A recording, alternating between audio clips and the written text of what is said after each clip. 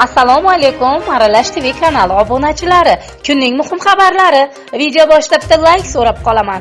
Videomiz kengroq tarqalsin, barcha vatandoshlarimiz ko'rsin. Charter reyslarga biletni qayerdan olamiz? Qanday ro'yxatdan o'tamiz? Barcha savollarga javob olasiz. Videoni oxirigacha ko'ring va yangiliklardan xabardor bo'ling. Xushnos Botirjon Shermuhammad pandemiya sababli chegaralar noma'lum muddatda yopilishi ortidan Rossiyada qiyin vaziyatda qolayotgan o'zbekistonliklar qanday qilib mamlakatga qaytishi mumkinligi borasidagi savollarga javob berdi. Xushnosning so'zlariga ko'ra, dastlab butun dunyoda amal qilinayotgan karantin tartibi va Rossiyadagi o'zbekistonliklar soni ko'pligi inobatga olinganda bu unchalik oson emas.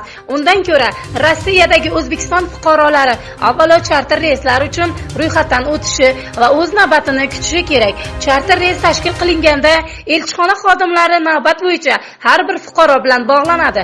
Charter reyslarda eng avval bemorlar, homilador ayollar, keksalar va yosh bolalilar olib kelinadi. Ta'kidlanishicha, fuqarolar uch xil tartibda ro'yxatdan o'tishlari kerak bo'ladi. Birinchi, charter reyslarda ro'yxatdan o'tish formasini to'ldirish orqali, ikkinchi, O'zbekiston Rossiyadagi konsullik muassasalari tomonidan tashkil qilingan quyidagi Telegram manzillariga ma'lumot yuborish orqali.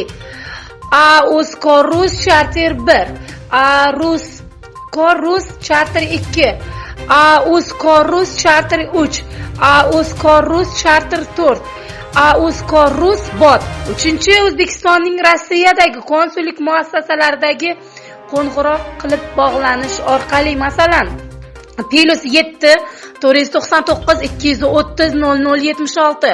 Ikkinchi, +7 499 238 36 20. Konsullikning tekisroq shtab raqamlari. Birinchi, +7 977 806 1677. Ikkinchi, +7 977 806 1274. Uchinchi, +7 977 806 1655. To'rtinchi, +7 977 806 1273. Qayd etish kerakki, salkam 2 oydan buyon vatanga qayta olmayotgan o'zbekistonliklarni qaytarish uchun tashkil etiladigan charter reyslar jadvali haqida ma'lumot berilmay kelinmoqda, deyiladi xabarda. 7-may kungi video selektorda Prezident Shavkat Mirziyoyev xorijdagi vatandoshlar imkoniyatiga qarab baribir olib kelinishi kerakligini aytgan edilar. Ular orasida ancha qiynalganlari bor. 11 mingga yaqin ancha qiynalgan. Reja qilib birinchi navbatda ularni olib kelish bo'yicha choralar ko'ryapmiz, degandi davlat rahbari. O'zbekiston Airways aviakompaniyasi 30-iyungacha bo'lgan muddatdagi parvozlar uchun chipta sotishni to'xtatgan. Tashqi ishlar vazirligi charter reyslarni tashkil etish masalasi maxsus komissiyasi hal etishni bildirgan.